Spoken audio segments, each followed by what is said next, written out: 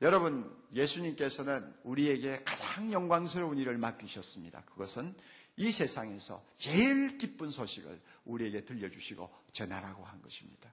예수님 자신이 세상에 오셔서 전하시던 그 기쁜 소식, 온 천하에 미칠 크고 영광스러운 기쁜 소식, 그 소식을 우리에게 맡겨놓으시고 이제는 가서 땅끝까지 이 복음 전하라고 해주신 것입니다. 왜 기쁜 소식입니까? 인간이 영원히 구원받을 수 있는 길이 여기에 있습니다. 왜 기쁜 소식입니까? 하나님을 대항하며 거역하던 인생들이 죄 용서받고 하나님의 품에 안길 수 있는 복음이 이 안에 있습니다. 왜 기쁜 소식입니까? 왜 인생을 살고 있으며 무엇을 위해 세상을 살아야 되며 무엇을 위해 생명을 바쳐야 될 것인가에 대한 확실한 대답을 담고 있는 메시지가 이 안에 있어요. 이것보다 더 기쁜 소식이 어디 있습니까? 이 소식을 우리에게 전하라고 주님이 맡겨 놓으셨습니다. 암에 걸려가지고 죽어가는 환자를 앞에 놓고 이 암을 분명히 고칠 수 있는 비결을 알고 있는 사람이 그 비결을 가르쳐주지 않는다면 그것은 잔인한 일이요. 어떤 면에는 간접적인 살인이죠. 그거보다 더 큰 죄악이 있습니다. 하나님의 저주를 받아서 영원히 멸망받을 수 없는 불쌍한 영혼을 앞에 놓고 거기에서 구원을 받고 생명을 얻고 영원히 하나님의 자녀로서 영광을 누리며 살 수 있는 비결을 알고 있으면서 그것을 나만 아는 비밀로 감춰두고 있는 것. 이것은 일종의 범죄죠. 나쁜 일이죠. 우리가 이웃에게 해줄 수 있는 가장 좋은 일, 내 이웃을 내 몸과 같이 사랑하라고 할 때 그 내 몸과 같이 사랑할 수 있는 가장 최선의 것은 구원의 복음을 전하는 것입니다. 예수 그리스도를 그들에게 알려주는 것입니다. 이것 이상 그들에게 베풀 사랑이 없습니다. 이것 이상 그들에게 베풀 친절이 없어요. 제가 볼 때 이 세상에는 세 부류의 사람들이 살고 있다고 생각합니다. 우선 먼저는요, 지금 당장 복음을 전하지 아니하면 정말 불행해질 수 있는 사람들이 우리 주변에 많이 살고 있습니다. 응급실에 가면 응급환자가 있습니다. 무엇이 응급환자입니까? 의사가 제 시간에 오느냐 안 오느냐에 따라서 죽기도 하고 살기도 하는 것이 결정이 나는 거예요. 수혈을 제대로 하느냐 못하느냐가 그 사람의 생명을 건지기도 하고 놓치기도 하는 아주 총각을 다투는 상황에 놓여 있는 환자를 일컬어서 응급환자라고 합니다. 우리가 살고 있는 세상에 영적으로 응급환자들이 많이 있습니다. 지금 당장 이 사람에게 복음을 전하지 아니하면 영원히 복음을 다시 들을 기회를 잃어버릴지도 모르는 불행한 사람들, 우리 주변에 있어요. 여러분, 진부한 통계입니다만 작년 한 해 우리나라에서 죽은 사람의 수가 24만 5천 명이라고 그러잖아요. 세계적으로는 5,700만 명이라고 그러잖아요. 우리나라보다 더 많은 국민이 한 해 동안 싹싹 쓸려가는 거예요. 5,700만 명이니까.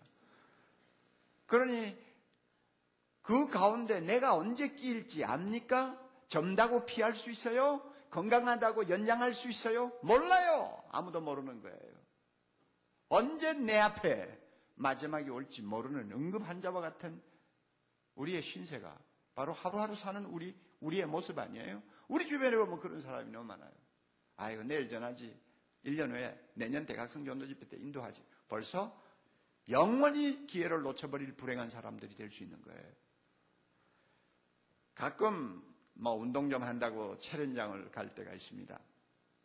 그러면 그 남자들이 여러 직업을 가진 분들이 모이죠. 그래서 목욕을 하고 나와서 몸을 닦으면서 이런저런 잡담들을 많이 늘어놓으세요. 며칠 전에 한 번 이야기를 듣는데, 아이고, 참 그 아까운 젊은이가 그렇게 허무하게 떠나더라고. 이러면서 이야기를 하더라고요. 그래서 제가 귀를 기울이고 들어봤죠. 미국 하버드 대학에서 도시공학을 공부했대요. 그리고 40대 유능한 젊은입니다. 한국 정부가 무슨 서울 도시 계획인지 아니면은 용산기지 개발 프로젝트인지 하는 뭘 가지고 그 젊은이들을 특별히 젊은이를 초청했답니다. 그래서 한국에서 잠깐 일을 하게 되어서 한국에 와 있는데 얼마나 전도가 양양하고 또 기대가 되는 인재입니까? 그런데 그 친구가 골프장에 가서 사람들과 함께 골프를 치면서 농담하고 뭐 스윙하면서 뭐 재밌게 이제 시간을 보내는데 자기가 친 공을 이제 찾아가가지고 줍느라고 엎드렸는데 그만 폭삭 가라앉아서 못 일어난 거예요. 119를 불렀을 때는 벌써 이 세상 사람이 아니었다는 거예요. 그러면서 하는 말이 참 금방 그렇게 농담하고 껄껄껄껄 대던 친구가 그렇게 가다니 세상이 그렇게 허무해. 뭐 허무한 줄 이제 알았나? 그런데 그렇게 허무해. 사람들은요 그런 것을 보면서도 다 남의 이야기처럼 해요. 자기에게 그런 일이 언제 이룰지 모르는 것을 등한히 하는 것입니다. 예수님은 이런 자들을 향해서 눈을 들어 밭을 보라 휘어져 추수하게 되었다고 말씀하십니다. 추수하게 된 곡식과 같아요. 하얗게 익었어. 지금 낫을 당장 대지 아니하면 언제 떨어져 버릴지 모르는 곡식과 같아요. 이런 사람들이 우리 주변에 많아요. 이런 사람들 지금 내가 복음 전하지 아니하면 영원히 복음을 들을 수 없는 기회를 영원히 놓칠 수 있는 불행한 사람 될 수 있는 거예요. 여러분 집안에 이런 분들이 안 계시는지 눈여겨보세요. 날마다 전화를 하는 여러분들의 친구 가운데 이런 사람이 없는지 다시 한번 둘러보세요. 백화점에 가서 몸을 스치며 자주 지나다니면 눈인사를 하는 사람들 가운데서 이런 사람이 끼어있지 않는지 자세히 보세요. 내가 지금 전하지 아니하면 영원히 불행해질 수 있는 사람 있을 수 있는 거예요. 또 한 부류의 사람들이 우리 주변에 있습니다. 지금 우리가 복음을 전하지 아니하면 정말 원통해야 할 사람들이 많이 있습니다. 예수님이 세상에 오셔서 복음을 전하기 시작하자 예수님 주변에 모이는 사람들이 있었죠. 특별히 예수님 주변으로 몰려드는 사람들이 있었죠. 자, 어떤 사람입니까? 병든 사람들. 참 옛날 세상에 고대 사회에서 병들었다 하면은 인생 끝나는 거예요.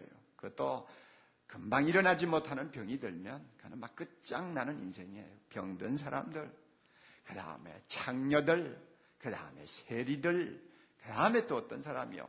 유대 나라에서 특별히 무슨 죄인지는 모르지만 죄인이라고 낙인 찍힌 사람들, 낙오자들. 그 다음에 어떤 사람들입니까? 여러분 아시잖아요. 가난한 사람들. 이런 사람들, 세상에서 이제 소망이 없어 보이는 사람들, 한번 꺾이고는 다시는 힘을 쓰지 못하는 사람들이 예수님 주변으로 모였어요. 예수님은 그들을 받아들였습니다. 환대했습니다. 사랑했습니다. 그들에게 복음을 전했습니다. 남다른 애정을 가지고 그들을 품었습니다. 이유가 뭘까요? 제가 가만히 생각해요. 왜 예수님께서 이런 분들을 더 가까이 하셨을까? 이런 사람들은 하늘 가지고 사는 사람이에요. 세상에 태어나면서 나는 평생 가난을 가지고 실험하다가 죽으려고 태어난 사람이 있어요? 아무도 그렇게 살려고 태어난 사람 없어요. 세상에 태어나서 젊어서부터 병들어가지고 한 번도 길을 쓰지 못하고 그저 병 가지고 실험하다가 죽을 팔자로 이 세상에 온 사람 아무도 없어요. 창녀되는 거 그거 뭐 대단한 범죄인 것 같지만은 그거 쉬운 거요. 딸애들이 갈 데 올 데 없고 먹을 것 없고 남자들이 꼬시고 쉽게 돈 벌 수 있다는 유혹에 빠지면 자기도 모르게 들어가는 거예요. 한 번 빠지면 다시는 빠져나올 수가 없어요.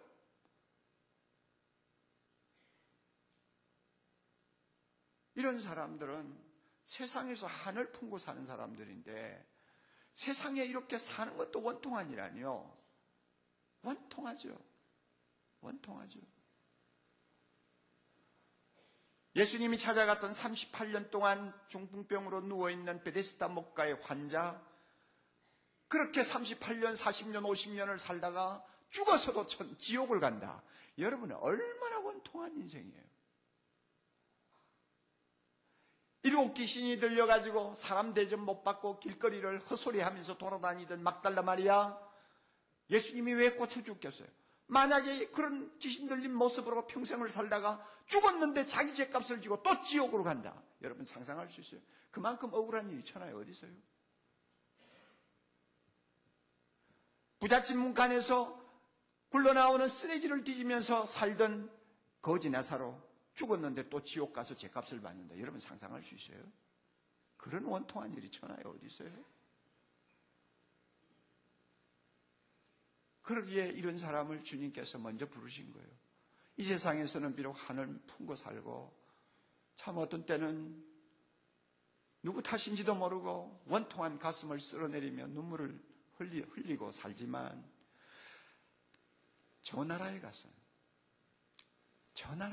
누구보다도 세상의 고생 꿈에 본 듯 잊어버리고 떳떳하게 정말로 해와 같이 밝은 얼굴로 사는 사람 만들고 싶어 주님께서 그들에게 복음 먼저 전한 거예요. 우리 사랑의 교회 초창기에 전설적인 인물로 남아있는 이수정 집사 같은 경우도 마찬가지 아닙니까? 아시는 분은 아시고 모르시는 분은 모르시겠지만은 초등학교 나이 때 부모가 이혼했어요.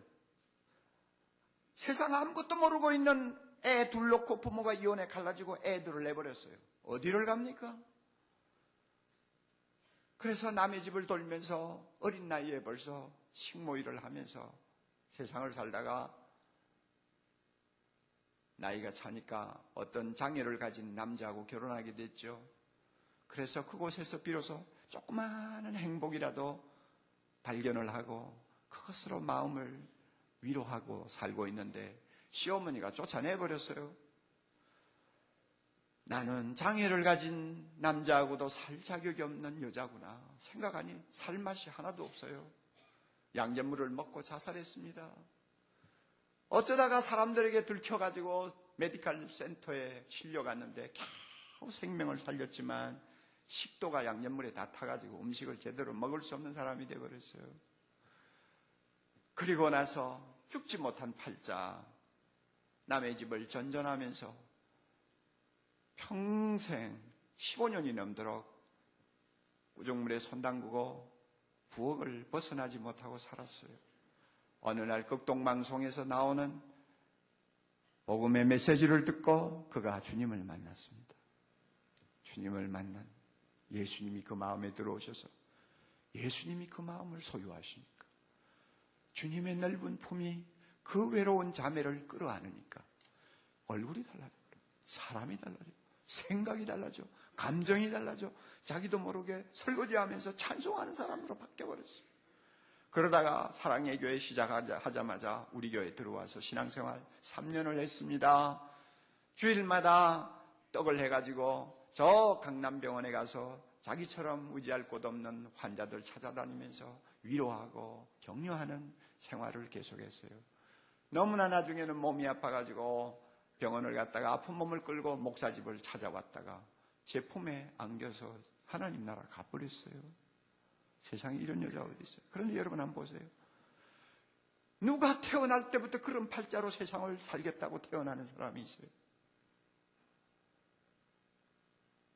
만약에 그런 자매가 이 세상에서 그 꼴로 살다가 아무도 복음 전해주는 사람이 없어가지고 또 저 세상에 가서도 자기 죄를 짊어지고 저주를 받는다고 하면 세상에 그만큼 원통한 일이 천하에 어디 있어요?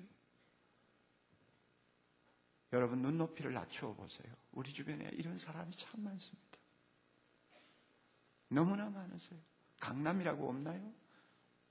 교만한 소리 하지 마세요.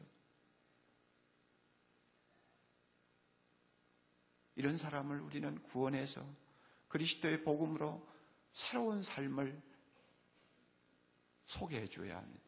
또 우리 주변에는 이런 사람들이 있습니다.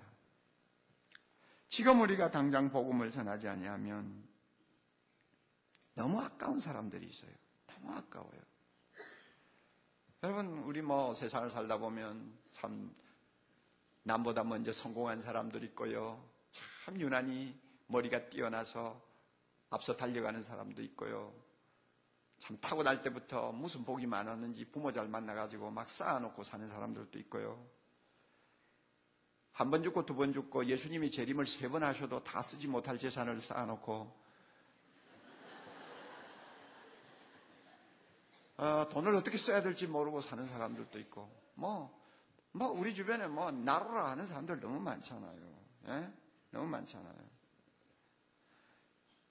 이런 사람들, 그래서 진정한 삶의 목적도 모르고 삶의 의미도 모르고 내가 누구를 위해 살아야 되는지도 알지 못하는 캄캄한 무지 속에 갇혀서 하찮은 것들의 꽃과 같이 금방 있다가 없어질 것, 죽으면 아무것도 가지고 가지도 못할 것들을 가지고 자기를 치장하고 포장해서 마치 자기는 세상에서 가장 행복하고 성공한 사람처럼 허세를 부리는 사람들. 참 아깝지 않아요. 저런 사람이 예수를 믿으면 하나님의 나라를 위해서 참 뭔가 할 수 있을 텐데 하는 생각을 우리 가끔 합니다. 동전 부입을 하나님 앞에 헌금할 수 있는 가난한 과부보다도 몇십억을 보복 주님의 나라를 위해서 바칠 수 있는 사람이 예수 믿고 헌신한다면 더 큰 일 할 수 있죠. 그렇잖아요. 우리 주변에 이런 사람 많아요. 우리 OM 선교사 가운데서 최종상 선교사라고 하는 참 훌륭한 선교사가 있습니다. OM 선교사 다 훌륭하고 다 참 자랑스럽고 참 머리가 숙여지는 선교사들입니다만은 제가 그 선교회 한국 이사장으로 있기 때문에 너무 잘 알고 있죠. 그런데 이 최종상 선교사는 특별히 우리에게 감동을 많이 주는 친구입니다. 20대에 둘러수선을 타고 7년이 넘도록 배를 타고 세계를 다니면서 복음을 전하고 나중에는 런던 바이블 칼리지에서 그렇게 취득하기 어려운 철학 박사 학위를 취득하고 그 다음에는 너무 그 과정이 잘 되니까 누가 시기를 해가지고 영국 정부에다가 투서를 넣어서 비자가 완전히 막 없어지는 통에 가도도 못해가지고 영국 사람들이 부호들이 사는 동네에 들어가서 한 가정 한 가정 배를 눌려가면서 전도해서 개척교회, 영국인을 위한 개척교회를 했잖아요. 이스트 베리에서 개척교회를 해가지고 불과 2, 3년 사이에 100명이 넘는 교회를 만들어서 영국에 기적이 일어났어요. 그럼 거기에 평안하게 그들이 돈이 많으니까 돈을 모아가지고 목사 사택도 고급 사택을 사줬어요. 그거 편안하게 살면 될 텐데 둘러수선 350명의 선교사들이 타고 다니는 그 배의 최고 책임자 단장으로 그가 임명을 받자 자녀들 영국에 떼놓고 부부가 50이 다 된 나이에 또 배를 타기 위해서 며칠 전에 단장으로 승선을 했어요. 자, 복음을 위해서 이렇게 헌신하는 놀라운 사람들이 있어요. 그런데 막상 그 배에 가보니까 자동차가 한 대도 없는 거예요. 배가 항구에 정박하면 350명의 선교사들이 나누어 타고 이곳저곳을 다니면서 복음을 전할 수 있는 기동력이 좋아야 되잖아요. 그래서 그동안 배를 몇 대 가지고 있었는데 그거 다 남이 쓰다가 그거에 고물된 거 기증해 주는 거 받아가지고 그저 썼는데 하도 고장이 잘 나니까 아예 선교사 중에 한 5명은 맨날 밴 고치는데 그냥 전속으로 밴 수리공으로 그냥 붙어 있었대요. 참 얼마나 기가 막혀요. 그 밴 한 대 그저 한 2,500에서 한 3,000만 원 가는데요. 그런데 그것도 이제는 폐차가 돼가지고 자기가 배를 타고 보니 한 대도 없는 거예요. 그래서 너무 안타까워 고민하다가 2달 전에 한국에 와가지고 현대자동차에다가 오퍼를 했어요. 우리에게 배가 2대인데 둘러쓸 로고스 2대인데 둘 다 지금 자동차가 없다. 16대 밴만 좀 우리에게 달라. 그러면 한 배에 8대씩 갈라서 우리가 쓰겠다. 그런데 우리는 공짜로 달라는 거 아니다. 여러분들이 밴을 현대자동차가 주면 그 자동차에 현대자동차 로고를 그리고 막 선전문을 그려가지고 항구마다 다니면서 현대자동차 PR을 우리가 해준다. 이거는 엄청난 PR이니까 절대 현대자동차가 손해보는 거 아니다. 이래가지고 오퍼를 했어요. 했는데 그만 딱지 맞았어요. 그래가지고 이 선교사가 너무 막 그냥 실망을 해가지고 돌아갔네요. 그래서 내가 그 이야기를 듣고 현대자동차 오너가 누군지는 모르지만 조금 얼굴은 알지만 하여튼 저런 사람이 예수 믿고 정말로 하나님의 영광과 꿈을 위해서 비전을 위해 산다면 얼마나 놀라운 일이 일어날까 참 아깝다 하는 생각이 나는 거예요. 그래서 내가 그 말을 듣고 한국 이사장으로서 너무 답답해가지고 우리 일랜드에 뭐 박성수 회장하고도 인원하고 또 우리 교회 집사님들 몇 분하고도 인원하고 뭐 인원해가지고 16대는 못 만들어주고 최종상 선교사가 타는 둘러스에만 쓸 수 있는 8대, 그것도 도요타 밴을 딱 8대 만들어가지고 벌써 배 안에 실었어요. 그래가지고 막 그냥 선교사들이 축제가 벌어졌어요. 둘러서 선교 역사, 40년 역사에 세차 밴을 8대를 기증받은 역사가 없대, 지금까지. 그래서 한국교회 대단하다, 뭐 이런 생각을 하는 거예요. 여러분, 예수님은 이런 부자들, 잘난 사람들, 똑똑한 사람들, 권세 있는 사람들이 참 구원받기가 어렵다고 이미 말씀하셨어요. 뭐라고 하셨어요? 부자가 천국 들어가는 것이 낙타가 바늘기로 나가는 것보다 더 어렵다.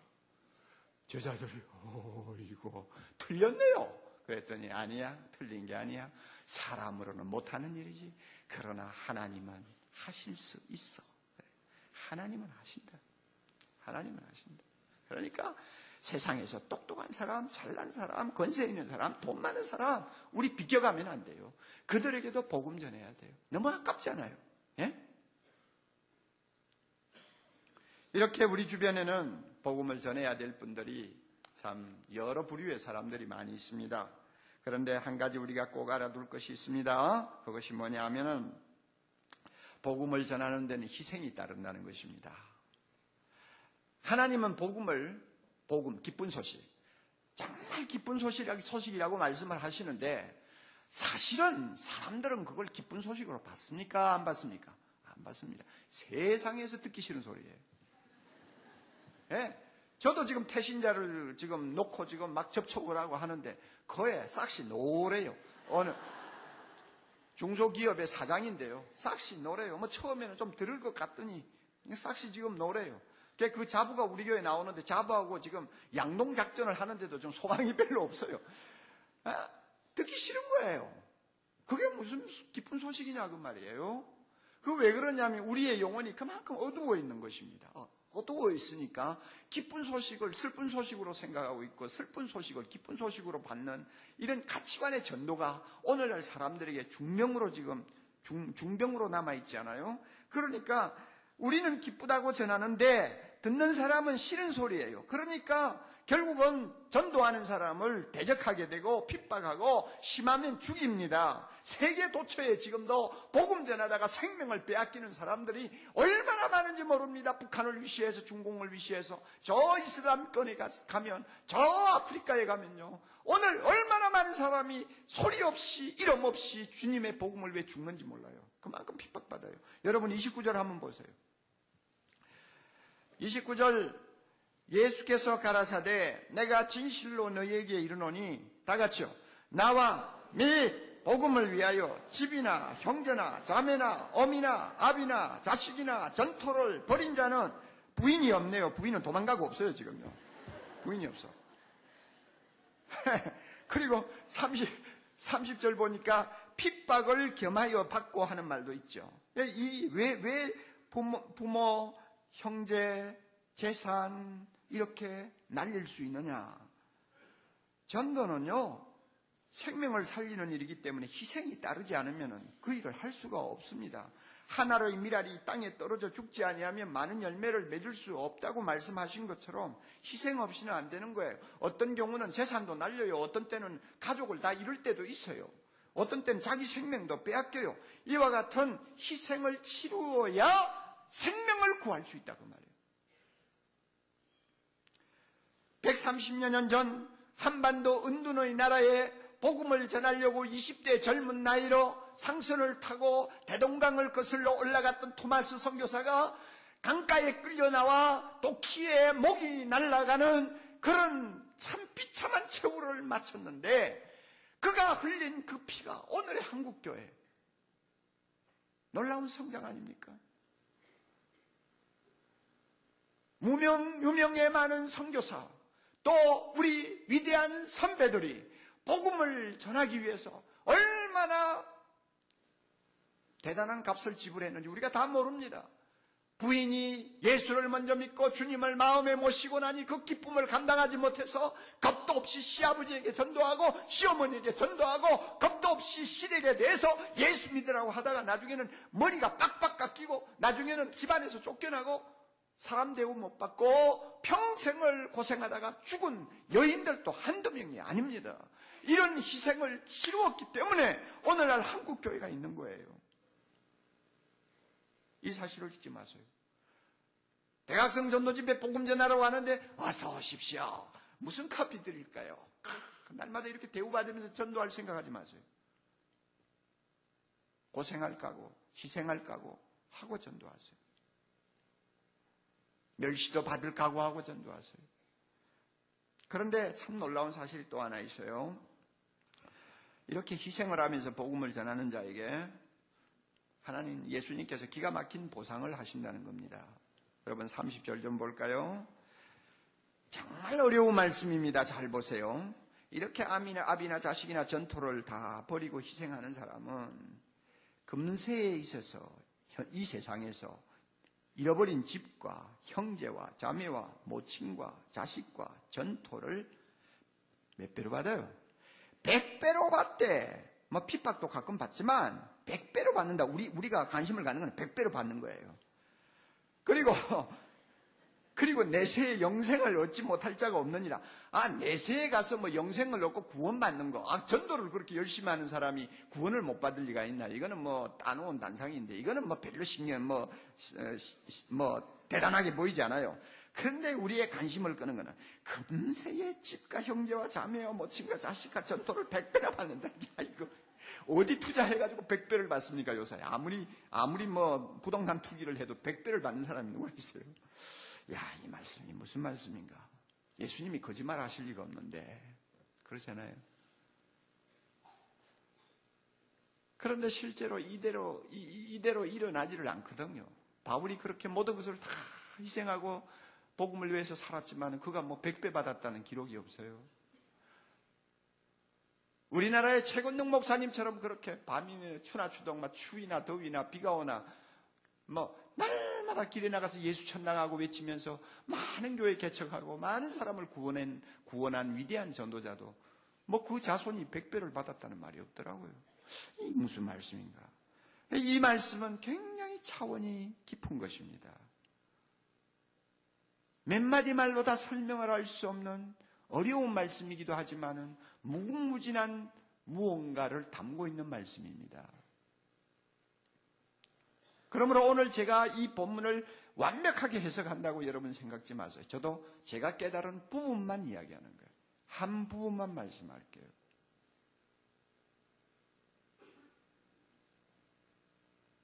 제가 분명히 확신하는 것은 여기서 이야기하는 100배라는 말, 또 부모 형제, 또 집과 전토라고 하는 이런 말, 이것이 전부 다 상징적인 의미를 갖고 있다 하는 것입니다.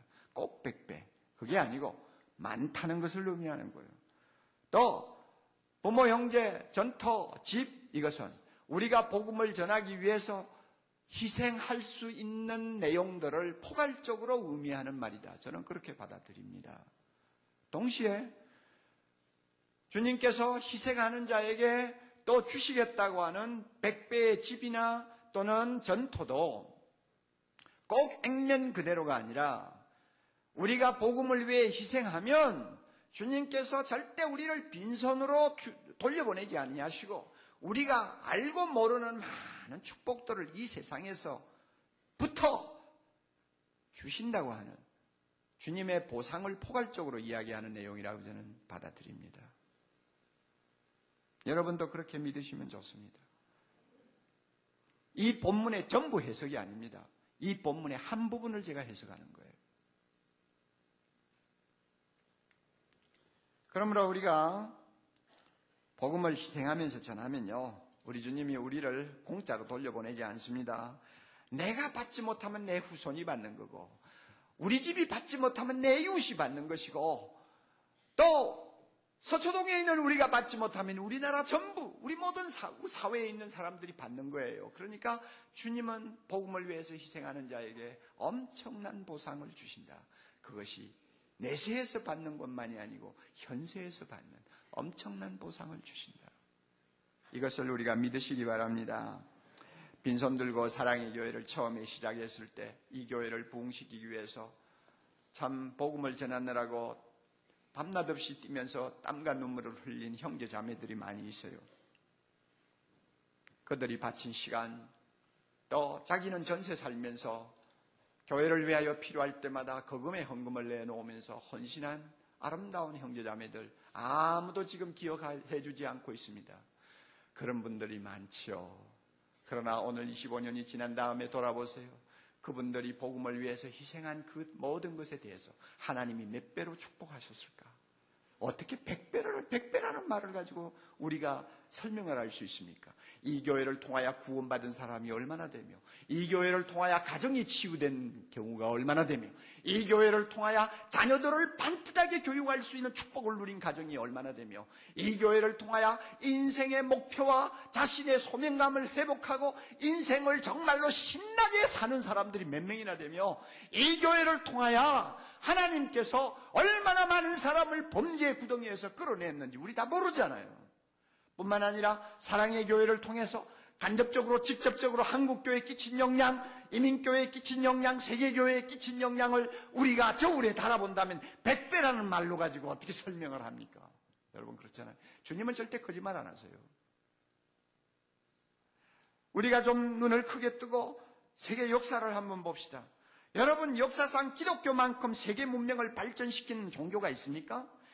인간의 권리를 신장시키고 사람을 사람답게 만드는 사회를 이룩하는 데 있어서 결정적인 가치관, 결정적인 사상, 결정적인 법을 제공한 종교가 어디 있습니까? 기독교 아니에요. 복음을 전하는 자들이 들어가는 곳마다 이 사회가 달라졌어요. 세계가 달라지고 문명이 바뀌었어요. 어디에서 여성이 남자처럼 인권을 존중받을 수 있었습니까? 예수의 복음이 전해지는 곳에서 가능했지 않습니까? 자유와 평등 사상이 어디에서 나왔나요? 복음에서 나왔잖아요. 예수의 가르침에서 나왔잖아요. 자본주의가 어디에서 나왔나요? 예수님의 가르침에서 나왔잖아요. 그러므로 기독교가 전파되면서 복음을 통해서 이 세상이 받은 하나님의 축복은 말로 다 할 수가 없어요. 이거는 아무도 부인 못합니다. 부인을 하면 그는 지식인의 세계에서 왕따 당하고 맙니다. 무식하다는 이야기니까요.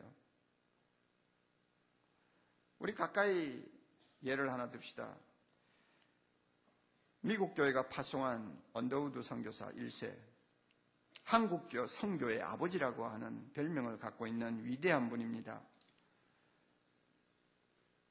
언더우드나 아펜셀러나 이런 분들의 이름을 잊어버리면 안 되죠, 여러분. 아무리 교회사를 배우지 않았다 할지라도 잊어버리면 안 됩니다.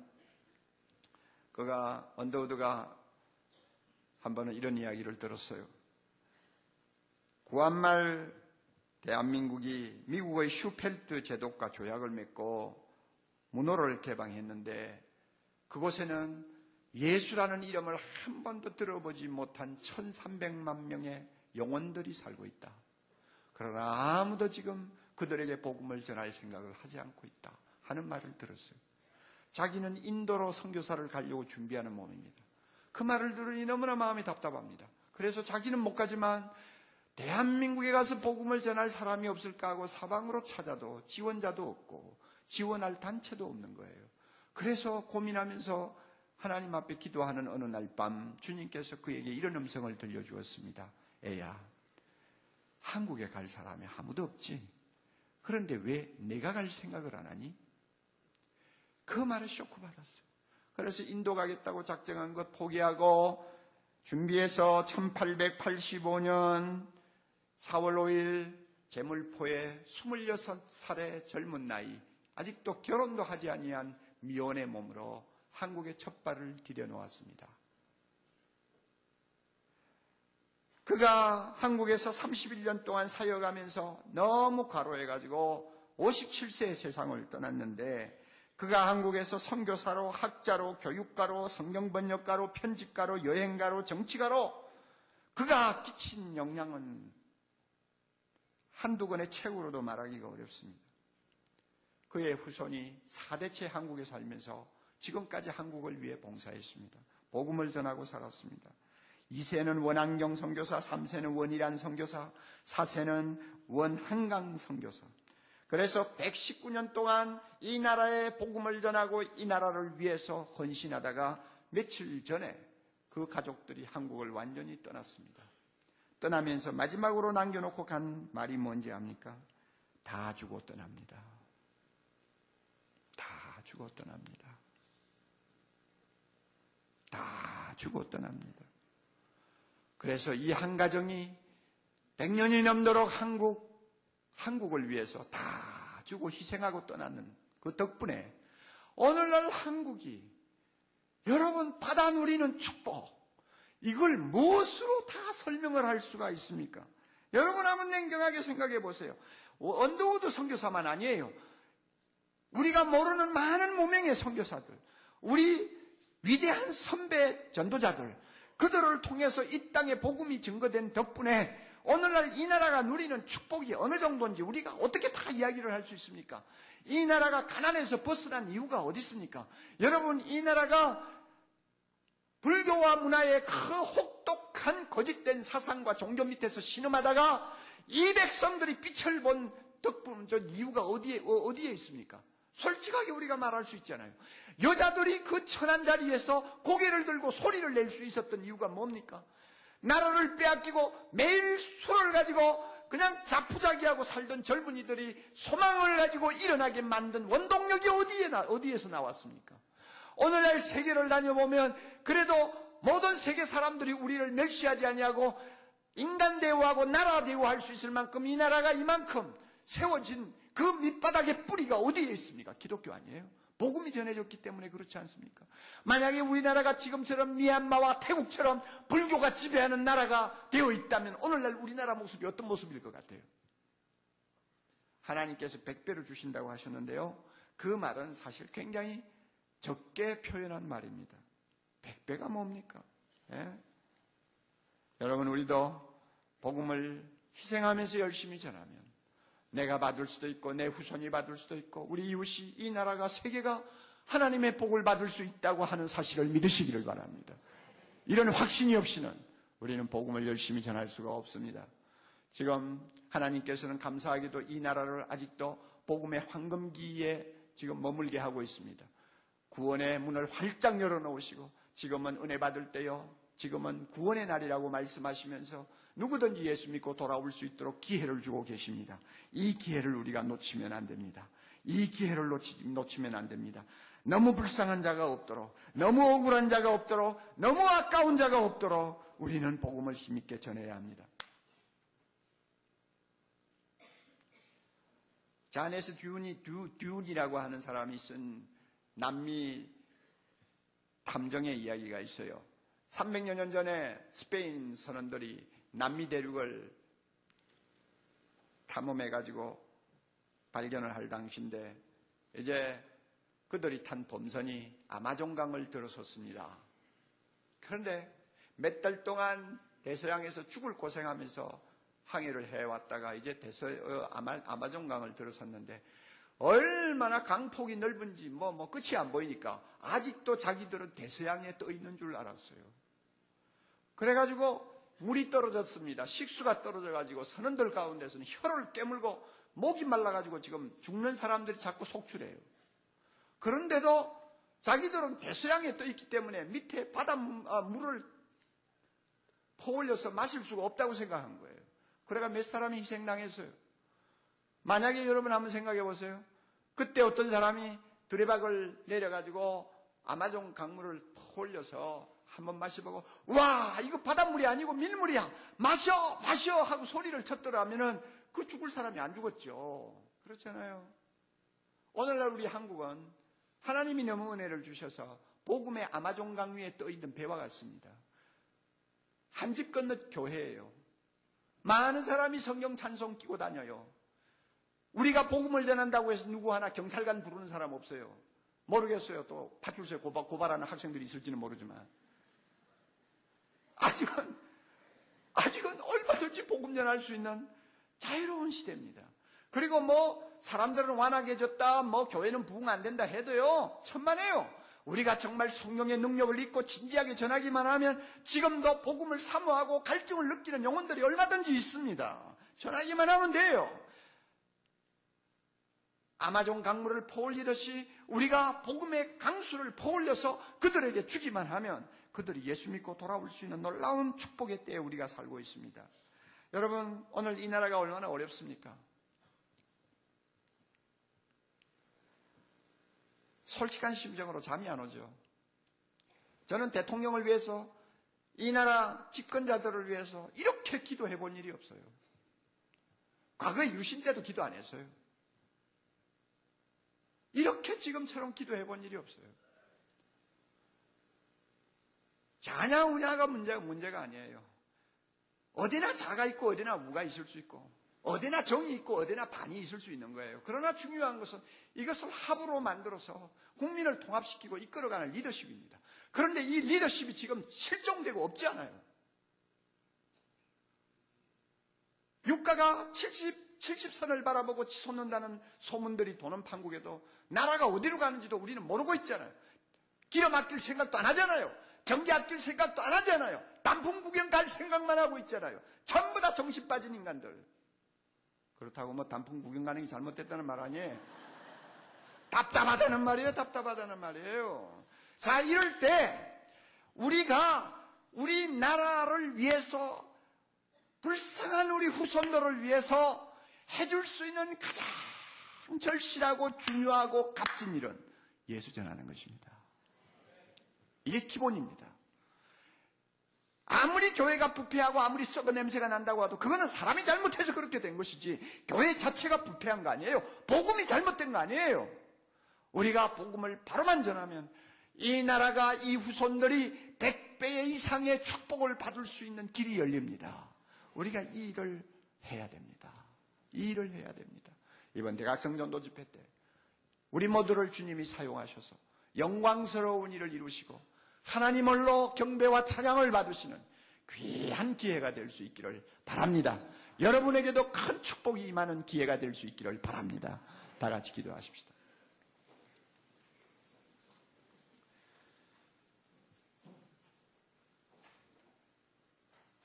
우리에게 기쁜 소식을 들려주시고 캄캄한 이 세상에 가서 이 소식을 소리 높여 전하라고 명령하신 주님, 대각성 전도 집회를 통해서 우리 모두가 복음의 열정을 가지고 하나님이여 이 복음 전에서 소망이 없어 보이는 이 나라에 진정한 하나님의 축복을 가져다주는 우리 모두가 되게 해 주시옵소서.